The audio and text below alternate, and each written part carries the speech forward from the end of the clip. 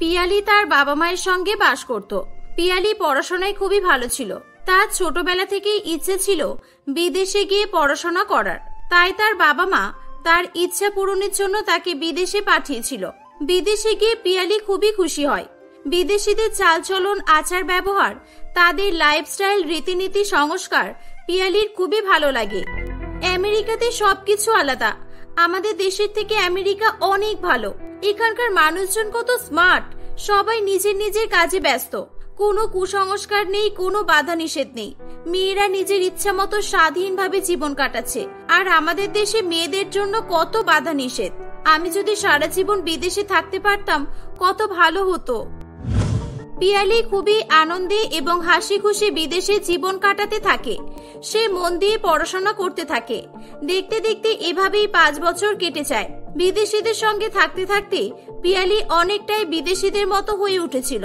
সে বিদেশিদের মতো ছোট পোশাক পরা থেকে শুরু করে তাদের লাইফস্টাইল ফলো করতে শুরু করে। পিয়ালির পড়াশোনা শেষ হয়ে গেলে সে আমেরিকাতে চাকরির জন্য অনেক জায়গাতে ইন্টারভিউ দিতে থাকে।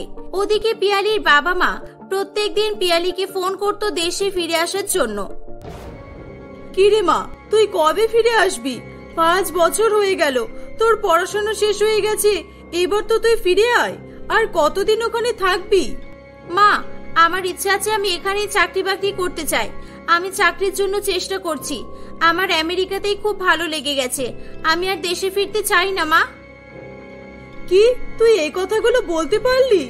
তোর বাবা আর আমি কত কষ্ট করে তোকে বিদেশে পাঠালাম, রাত দিন পরিশ্রম করে তোকে এত দূর পড়াশোনা করালাম, আর তুই আমাদেরকে পর করে দিলি? বাবা মায়ের কথা একবারও চিন্তা করলি না? নিজের কথাই শুধু ভাবছিস। তুই বাড়ি আয় মা, তোকে ছাড়া আমরা কিভাবে থাকবো? দাও দাও, ফোনটা আমাকে দাও। পিয়ালি মা, আমার একটা কথা শোন মা। তুই বলেছিলি তুই বিদেশে গিয়ে পড়াশোনা করতে চাস। তোর ইচ্ছা তো আমরা পূরণ করলাম, এবার আমাদেরও তো কিছু ইচ্ছা আছে। এগুলো পূরণ করার দায়িত্ব তোকে তো নিতেই হবে। ওখানে একা একা তুই কিভাবেই বা থাকবি? আর তুই ছাড়া আমাদের তো কোনো সন্তানও নেই। তুই এরকম করিস না মা, বাড়ি ফিরে আয়। এরকম ভাবে পিয়ালির বাবা মা পিয়ালিকে দেশে ফিরে আসার জন্য জোর করতে থাকে। পিয়ালি বাধ্য হয়ে দেশে ফিরে আসে। অনেকদিন পর পিয়ালিকে দেখতে পেয়ে তার বাবা মা দুজনেই খুবই খুশি হয়। কতদিন পর আমরা আমাদের মেয়েটাকে কাছে পেলাম। এই দেখ তো মা, এই ছেলেটাকে তোর পছন্দ কিনা? খুব ভালো ছেলে। ছেলেটা ইঞ্জিনিয়ার, ভালো চাকরিও করে। আমরা তোর জন্য এই ছেলেটাকে দেখেছি। তোর পছন্দ হলে তবেই আমরা কথা এগিয়ে নিয়ে যাব। আমরা জানি তুই আমাদের পছন্দকে অস্বীকার করতে পারবি না, কিন্তু তবুও তোর মতামত ছাড়া আমরা কিছুই করতে পারছি না যে। পিয়ালি তার বাবা মায়ের কথা শুনে খুবই রেগে যায়। ও বুঝলাম, তোমরা আমাকে আমেরিকা থেকে দেশে বারবার আসার জন্য বলছিলে শুধুমাত্র এই কারণে তোমরা আমার বিয়ে ঠিক করে ফেলেছো। আমার বিয়ে দেওয়ার জন্য তোমরা চালাকি করে, ইমোশনালি ব্ল্যাকমেল করে আমাকে বাড়িতে ডেকেছো, তাই তো? তুই এসব কি বলছিস? তোর বিয়ের বয়স হয়ে গেছে, তুই বিয়ে করবি না তো কি করবি? মেয়েদের তো একটা বয়স থাকে, তাই না? পড়াশোনা করেছিস, এবার বিয়েটা করতেই হবে। তুই তো বিয়ে করেও চাকরির জন্য চেষ্টা করতে পারবি। বিয়ে না করলে হয় নাকি? কেন মেয়েরা বিয়ে না করলে কি হবে শুনি? এটাই হচ্ছে আমাদের দেশের সঙ্গে আমেরিকার পার্থক্য। আমাদের দেশের মানুষজনের চিন্তা ভাবনা এখনো পাল্টালো না। একটা মেয়ে বিয়ে করবে কিনা সেটা তার পার্সোনাল ব্যাপার। এটা নিয়ে তাকে কখনোই জোর করা উচিত নয়। বিদেশে এমন অনেক মেয়ে আছে যারা বিয়ে না করেই সারা জীবন কাটিয়ে দেয়। কই, তারা কি করে থাকে? আমি বিয়ে করতে চাই না, আর আমি এরকমই সিঙ্গেল থাকতে চাই সারা জীবন। তুই বিদেশিদের সঙ্গে নিজেকে তুলনা করলে কি করে হবে? বিদেশিদের ব্যাপার আলাদা আর তোর ব্যাপার আলাদা। কয়েক বছর বিদেশে থেকে তুই নিজেকে বিদেশিনী মনে করছিস? তোকে বিয়ে করতেই হবে। এই ছেলেটাকে পছন্দ না হলে আমরা অন্য ছেলে দেখব, কিন্তু বিয়ে তো তোকে করতেই হবে। পিয়ালি রাগ করে সেখান থেকে চলে যায়। তার বাবা মা প্রত্যেকদিন তাকে বিয়ে করার জন্য জোর করতে থাকে। প্রত্যেক দিনই তারা কোনো না কোনো ছেলের ফটো দেখিয়ে পিয়ালিকে বিয়ে করার জন্য বলতো। এইসবের জন্য পিয়ালি খুবই অতিষ্ঠ হয়ে উঠেছিল। এরকম ভাবে কয়েক মাস কেটে যায়। সে তার বাবা মাকে আর এড়িয়ে চলতে পারছিল না। একদিন হঠাৎ করে সে তুহিন নামে একটি ছেলেকে বাড়িতে নিয়ে আসে। তার বাবা মা পিয়ালির সঙ্গে তুহিনকে দেখে অবাক হয়ে যায়। কিরে, ছেলেটা কে? তোরা দুজনে গলায় মালা পরে আছিস যে, তোরা বিয়ে করেছিস নাকি? হ্যাঁ মা, এর নাম হলো তুহিন। আর আমি তুহিনকে বিয়ে করেছি। তুহিনের বাবা মা কেউ নেই, এ একজন অনাথ ছেলে, তাই এ আজ থেকে আমাদের সঙ্গে একই বাড়িতে থাকবে। এটা শুনে তার বাবা মা অবাক হয়ে যায়। কি বলছিস কি? তুই এরকম ভাবে আমাদের না জানিয়ে বিয়ে করে নিলি? তোর যখন ছেলেটাকে পছন্দ ছিলই তুই তো আগে থেকেই আমাদের বলতে পারতিস। কি করব বলো, আমার বিয়ে দেওয়ার জন্য তোমরা যে উঠে পড়ে লেগেছিলে, সেজন্য আমি তোমাদেরকে জানানোর সময় পেলাম না। তোমরা চাইছিলে আমি বিয়েটা করি, আমি বিয়ে করেছি, আমি আমার দায়িত্ব পালন করেছি। আশা করছি আমাকে নিয়ে তোমাদের আর কোনো অসুবিধা হবে না। চলো তুহিন, ঘরে চলো। এই বলে পিয়ালি তুহিনকে তার রুমে নিয়ে চলে যায়। পিয়ালির এই কর্মকাণ্ডে তার বাবা মা খুবই অবাক হয়েছিল ঠিকই, কিন্তু পিয়ালি শেষ পর্যন্ত বিয়ে করেছে এটাই ভেবে তারা খুশি হয়। যাক, বাবা মা আমাদের উপর সন্দেহ করেনি, ভেবেছে আমরা সত্যি সত্যি বিয়ে করেছি। থ্যাংক ইউ তুহিন, আমাকে হেল্প করার জন্য। ভাগ্যিস তুই আমাকে হেল্প করলি, না হলে যে আমার কি হতো।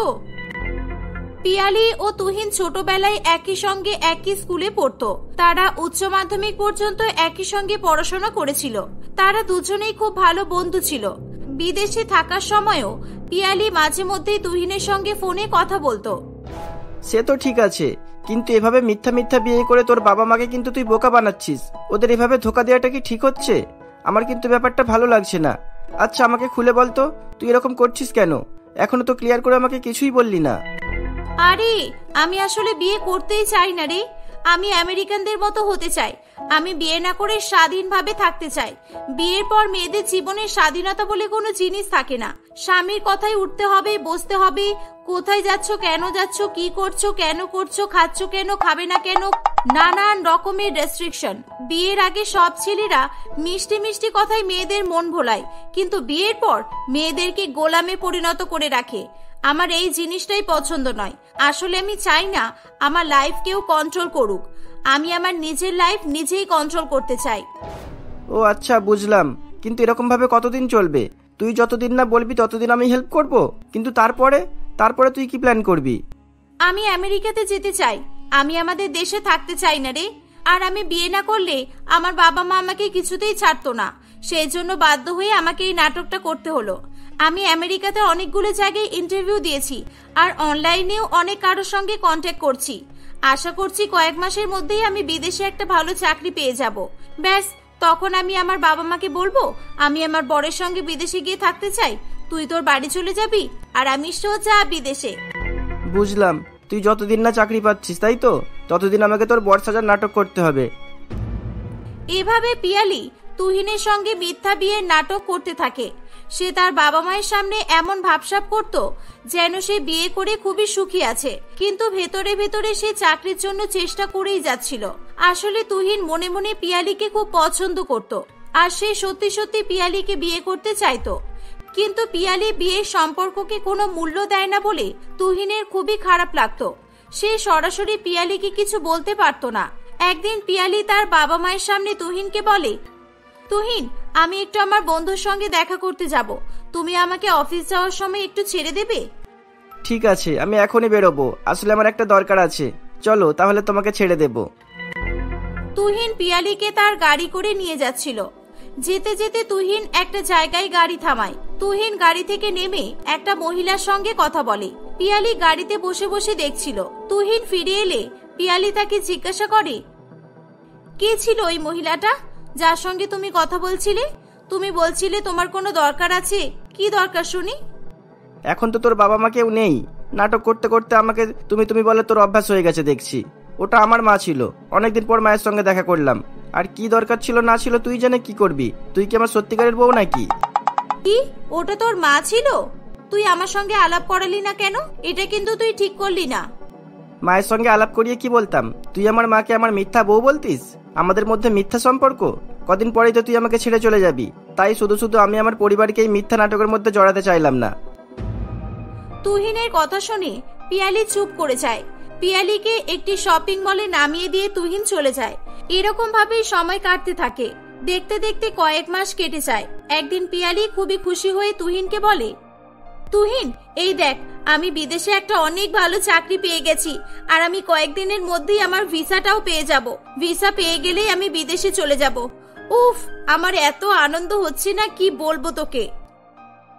এই কথাটা শুনে তুহিন মনে মনে খুবই কষ্ট পায়, কিন্তু সে তার কষ্ট পিয়ালির সামনে প্রকাশ করতে চায় না। সে কিছু না বলেই সেখান থেকে চলে যায়। সন্ধেবেলা পিয়ালি তুহিনকে ফোন করে। হ্যালো তুহিন, কোথায় আছিস তুই? একটু শপিং করতে যাব, আমাকে নিয়ে চল তো। না, আমি তোকে কোথাও নিয়ে যেতে পারবো না, আমি এখন ব্যস্ত আছি, রাখছি। এই বলে তুহিন ফোনটা কেটে দেয়।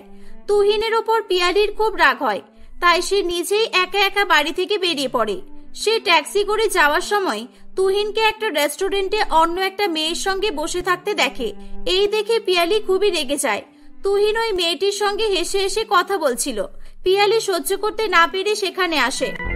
ও আচ্ছা, বুঝলাম তুই কোন কাজে ব্যস্ত আছিস। আমি তোকে বাড়িতে ডাকলাম, তুই এলি না, আর তুই অন্য একটা মেয়ের সঙ্গে বসে বসে গল্প করছিস। কে এই মেয়েটা? কি হলো, কিছু বলছিস না কেন? এই মেয়েটা কে? এই মেয়েটা যেই হোক না কেন, তাতে তোর কি? আর আমি কি তোর সত্যিকারের বর নাকি যে তুই আমাকে এত প্রশ্ন করছিস? তুই কিন্তু আমার লাইফটাকে কন্ট্রোল করার চেষ্টা করছিস বলে দিলাম। না, আমি তোর লাইফকে কন্ট্রোল করার চেষ্টা করিনি। আসলে তোর সঙ্গে থাকতে থাকতে আমি তোকে নিজের বর ভেবে ফেলেছি, আর আমি তোর উপর নিজের অধিকার দেখানোর জন্য এরকম বললাম। আসলে কেন জানি না এই মেয়েটার সঙ্গে তোকে আমি দেখতে পারছি না রে। এই মেয়েটা কে তুই প্লিজ বল না আমাকে। আসলে তুহিনের সঙ্গে থাকতে থাকতে পিয়ালি কখন যে তুহিনকে ভালোবেসে ফেলেছিল সে নিজেও জানতে পারেনি। কিন্তু আজকে যখন সে তুহিনকে অন্য একটা মেয়ের সঙ্গে দেখে তখন সে সেটা মেনে নিতে পারছিল না। তুই জেনে কি করবি? তুই তো কদিন পর আমাকে ছেড়ে আমেরিকাতে চলে যাবি, আর তোর কাছে তো বিয়ের সম্পর্কটা একটা ছেলে খেলা মনে হয়। তুই এসব বুঝবি না, ছাড়। না, আমি তোকে ছেড়ে কোথাও যাব না। আমি তোর সঙ্গে সত্যিকারের বিয়ে করতে চাই। আর আমি আজকে বুঝতে পেরেছি লাইফ কন্ট্রোল করার মানে তাকে নিজের গোলামে পরিণত করা নয়। তার প্রতি ভালোবাসা থাকে বলেই মানুষ এরকম করে। প্লিজ এবার তুই বল এই মেয়েটা কে? বৌদি তুমি কেঁদো না। আরে এটা আমার দাদা হয়, আমার নিজের দাদা। আমার দাদাও তোমাকে খুব ভালোবাসে, আর আমার দাদাও তোমার সঙ্গে সারা জীবন থাকতে চায়। এটা শুনে পিয়ালি খুবই খুশি হয়। পিয়ালি বাড়িতে এসে তার বাবা মাকে সব সত্যি কথা বলার পর ক্ষমা চায়। পিয়ালির বাবা মা একটা বড় অনুষ্ঠানের মধ্যে দিয়ে পিয়ালি ও তুহিনের বিয়ে দিয়ে দেয়। বিয়ের পর পিয়ালি আর বিদেশে যায় না, সে তার পরিবারের সঙ্গে হাসি খুশি বসবাস করতে থাকে।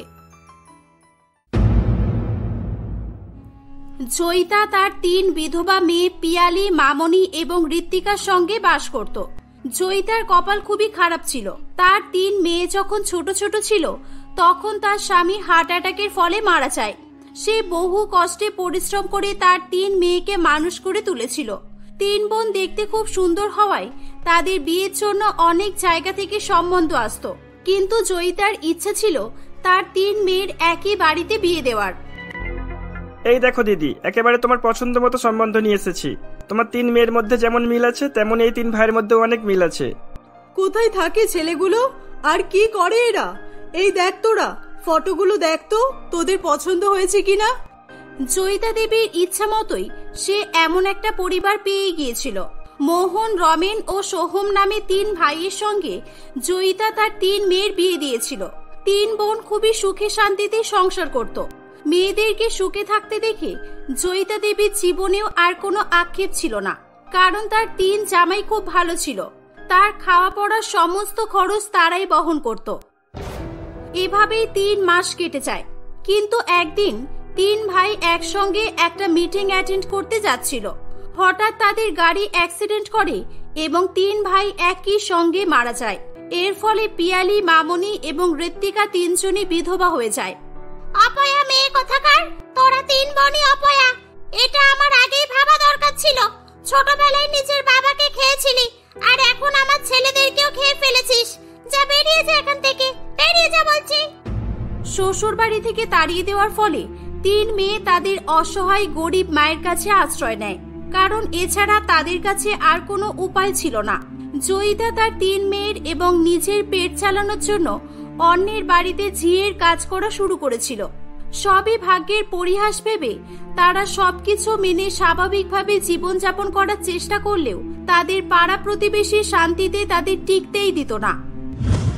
একদিন জয়িতা তার 3 মেয়ের সঙ্গে কোথাও একটা যাচ্ছিল। তখন তাদের দেখে বিমলা বলে, কি ব্যাপার দিদি, তোমার 3 বিধবা মেয়ের সঙ্গে কোথায় চললে সকাল সকাল? বিমলা, তুমি তো শুধু 3 মেয়ের সঙ্গে বলতে পারতে, এদের বিধবা বলার কি দরকার ছিল তোমার? কেন, আমি কি কিছু ভুল বললাম নাকি? এরা তো সত্যিই বিধবা। আজকাল একটা বিধবা মেয়ে বাড়িতে থাকলেই বাপ মা নাজেহাল হয়ে পড়ে, আর তুমি তো 3-3টে বিধবা মেয়ের বোঝা নিয়ে বয়ে বেড়াচ্ছ। আমার মেয়েরা আমার কাছে বোঝা নয়, বুঝেছো বিমলা? ভাগ্যে যা লেখা থাকবে সেটা তো সবাইকেই মেনে নিতে হবে। আমাদের মেয়েদের ভাগ্যে এটাই লেখা ছিল হয়তো। হ্যাঁ দিদি, তুমি একদম ঠিক বলেছ। উপরওয়ালা মনে হয় তোমার ভাগ্য যেই কলম দিয়ে লিখেছিল, তোমার মেয়েদের ভাগ্য ওই একই কলম দিয়ে লিখে ফেলেছে। কাকিমা, আপনার যা বলার আমাদের বলুন, আমাদের মাকে কিছু বলবেন না দয়া করে। বলবো না তো কি করব, বেচারি এমনিতেই এত গরিব, তার উপর তোরা নিজের নিজের বরকে খেয়ে বিধবা হয়ে মায়ের ঘাড়ে এসে চেপে বসেছিস। কোনো লজ্জা নেই তোদের, তাই না? বিমলা, খবরদার আমার মেয়েদের তুমি আর একটাও বাজে কথা বলবে না। আমাদের মেয়েদের সাথে যা হয়েছে, এটা যদি তোমার মেয়ের সাথে হতো তাহলে তুমি কি করতে? তোমার মেয়ের সঙ্গে সম্পর্ক ভেঙে দিতে, তার পাশে দাঁড়াতে না তুমি? মুখ সামনে কথা বলো দিদি, তোমার সাহস কি করে হলো আমার মেয়ের ব্যাপারে এমন বলার? তুমি আমাদের সঙ্গে নিজেদের তুলনা করছো। তাহলে এবার বুঝেছো কেমন লাগে? আমি তোমার মেয়েকে নিয়ে একবার বলেছি বলে তোমার রাগ হলো, আর তুমি তো সব সময় আমার মেয়েদেরকে কথা শোনাও। মা চলো না, ফালতু এনের সঙ্গে মুখ লাগিয়ে কোনো লাভ নেই। হ্যাঁ নিয়ে যাও, আমারও কোনো ইচ্ছা নেই তোমাদের মতো গরিবদের সঙ্গে কথা বলার। পকেটে তো একটা টাকা নেই, আর অহংকারে মাটিতে পা পড়ে না। জয়িতা তার 3 মেয়েকে নিয়ে বাড়ি চলে আসে। বাড়ি এসে জয়িতা খুব কান্নাকাটি করতে থাকে।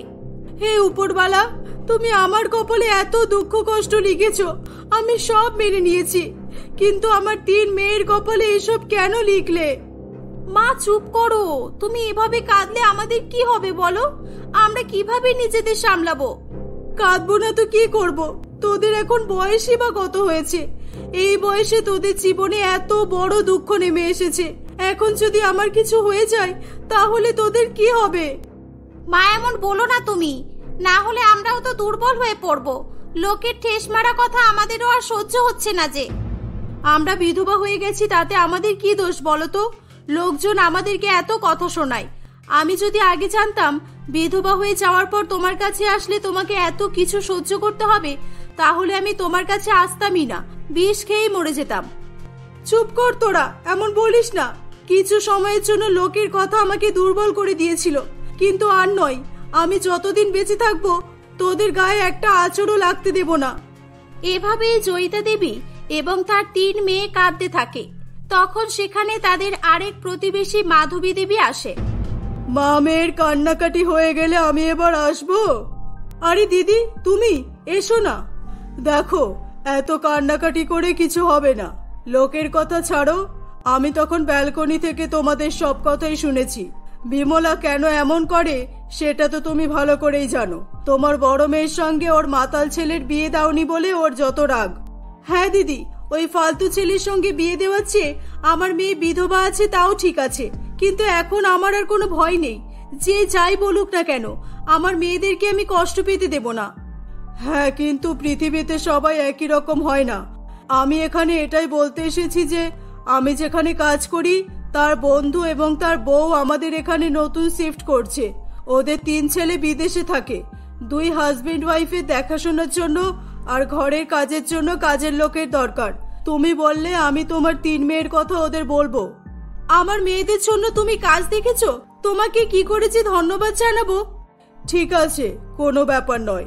তোমার মেয়েরা তো আমার মেয়ের মতোই। আমি এবার আসি, ওনাদের সঙ্গে কথা বলে তোমাকে জানিয়ে দেব। একটু সময় লাগবে।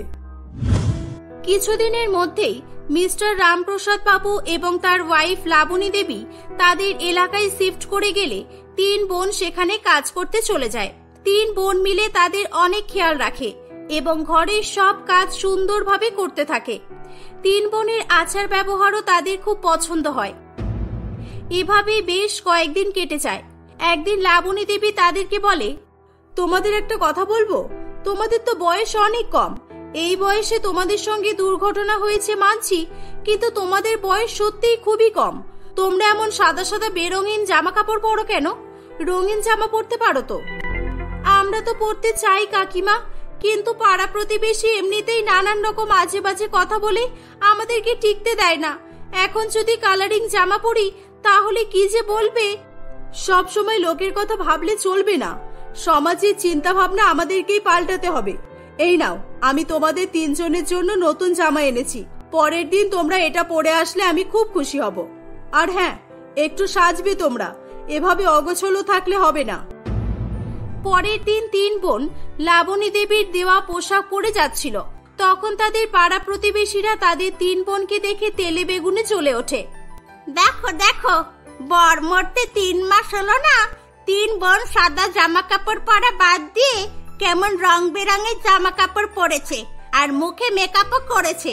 ছি ছি ছি, এর মা নিশ্চয়ই কিছু একটা ভেবে এমন বলেছে। এমন সেজেগুজে কোথায় পাঠাচ্ছে? আবার কোনো ছেলেকে মুরগি বানিয়ে নিজের মেয়েদের ঘাড়ে চাপিয়ে দেবে। হ্যাঁ, বুঝতে পারছো না? ওই জন্য তো এত কালারিং জামা পরিয়ে বাইরে পাঠাচ্ছে, যাতে কেউ বুঝতে না পারে যে এদের আগে বিয়ে হয়েছিল। পিয়ালি, মামনি এবং ঋত্বিকা 3 বোন তাদের সব কথাই শুনতে পাচ্ছিল, কিন্তু তবুও তারা একটা কথাও বলে না। লাবণী দেবী 3 বোনকে তার দেওয়া পোশাক পরতে দেখে খুবই খুশি হয়। আসলে রামপ্রসাদ বাবু এবং লাবণী দেবী দুজনই 3 বোনকে খুব পছন্দ করত। একদিন পিয়ালি মার্কেটে কিছু একটা কিনতে গিয়েছিল। তখন সেখানে বিমলা দেবীর মাতাল ছেলে রাজু আসে। কি গো সুন্দরী, আমাকে দেখতে পেয়ে পাত্তা না দিয়েই চলে যাচ্ছ যে? হ্যাঁ, কিসের এত রাগ তোমার? আরে বাহ, আজকে তো তোমাকে পুরো হিরোইন লাগছে, একদম আমার বউ মনে হচ্ছে। চুপ করো রাজু দাদা, একদম উল্টো পাল্টা কথা বলবে না বলে দিচ্ছি। রাস্তাঘাটে মদ খেয়ে মাতলামি করছো কেন? না, আমি মাতলামি করছি না, বুঝেছো সুন্দরী? তোমার জন্য আমি সব ছেড়ে দেব। তোমার বর তো মরেও গেছে, বেশ ভালোই হয়েছে। আমাদের দুজনের রাস্তা একেবারে ক্লিয়ার। চলো আমরা এবার বিয়ে করে নিই, আজকেই এখনই বিয়ে করব। চলো সুন্দরী। পিয়ালি রাজুকে ইগনোর করে চলে যাচ্ছিল। রাজু তাড়াতাড়ি করে এসে পিয়ালির হাত ধরে নেয়। রাজু দাদা, আমার হাত ছাড়ো, হাত ছাড়ো আমার। সবাই দেখছে, লোকে কি বলবে? এমনিতেই আমরা সবার কাছে খারাপ, ছাড়ো বলছি। না, ছাড়বো না তোমাকে, আর ছাড়বো না আমি। আজকে আমাকে বিয়ে করতেই হবে। তখন সেখানে হঠাৎ করে রামপ্রসাদ বাবু আসে এবং রাজুকে একটা ঠাসিয়ে চড় মারে। এই, তোর সাহস কি করে হলো আমার গালে চড় মারার? হ্যাঁ, কে রে তুই? হ্যাঁ, শালার বাচ্চা। তোর সাহস কি করে হলো পিয়ালির হাত ধরার, সেটা আগে বল। ছি, বাবা মা কোনো শিক্ষা দেয়নি নাকি? আমি একজন বয়স্ক লোক, তোমার বাবার বয়সী, আর তুমি আমার সঙ্গে এইভাবে ব্যবহার করছো? হ্যাঁ বলছি, আর বলবো। আমি তোকে চিনি না, ভাগ এখান থেকে। পিয়ালি, চলো এখান থেকে, চলো। এই বলে রাজু আবার পিয়ালির হাত ধরে। তখন সেখানে বিমলা অর্থাৎ রাজুর মা চলে আসে। ও আচ্ছা, এবার বুঝলাম। এই মেয়ে, তুই আমার ছেলের পেছনে পড়েছিস এবার, তাই তো? যখন তোর মাকে বলেছিলাম রাজুর সঙ্গে তোর বিয়ে দিতে, তখন তো দিল না, আর এখন তোর বর মরে গেছে বলে সবার সামনে আমার ছেলেকে ফাঁসানোর চেষ্টা করছিস। না, কোনোদিনও না। তোমার বেয়াদব ছেলেকে আমি বিয়ে করার কথা কখনো ভাবিনি। এর চেয়ে ভালো আমি মরে যাব। এই যে, পিয়ালি কিছু করেনি, আমি নিজের চোখে দেখেছি। আপনার ছেলে পিয়ালির হাত ধরে অভদ্রতামি করছিল। শুধু তাই নয়, আমার সঙ্গেও বাজে ব্যবহার করেছে। জিজ্ঞাসা করুন সবাইকে, কে সত্যি বলছে আর কে মিথ্যা বলছে। আরে, আপনার এত মায়া হচ্ছে কেন পিয়ালিকে দেখে? একে কি আপনার বাড়ির বৌমা করবেন, নাকি নিজেই বিয়ে করবেন বলে ভেবেছেন? বলা যায় না। আপনার তো অনেক টাকা, টাকার জন্য এরা যা ইচ্ছা করতে পারে। Just set up. আপনাদের মতো মহিলাদের জন্য আমাদের সমাজের আজকে এই দশা হয়েছে। নিজে শান্তিতে বাঁচুন আর সবাইকে বাঁচতে দিন। আর হ্যাঁ, আমি শুধু পিয়ালিকে নয়, পিয়ালি, মামনি, ঋত্বিকা, এদের 3 বোনকেই আমার বিদেশি ছেলেদের সঙ্গে বিয়ে দেব। আমাদের বাড়ির বৌমা করব। এই সমাজকে আমি পাল্টানোর চেষ্টা করব। রামপ্রসাদ বাবুর কথা শুনে সবাই অবাক হয়ে যায়। রামপ্রসাদ বাবু জয়িতা দেবীর অনুমতি নিয়ে কয়েকদিনের মধ্যে পিয়ালি, মামনি এবং ঋত্বিকার সঙ্গে তার বিলেত ফেরত 3 ছেলের বিয়ে দিয়ে দেয়। রামপ্রসাদ বাবুর এই সিদ্ধান্ত আমাদের কলুষিত সমাজের মুখে জুতা মারতে সক্ষম হয়েছিল। শুধু তাই নয়, লাবণী দেবী জয়িতাকেও নিজের বাড়িতে নিয়ে এসে রেখে দেয়। এভাবেই তাদের জীবন সুখ শান্তিতে ভরে ওঠে।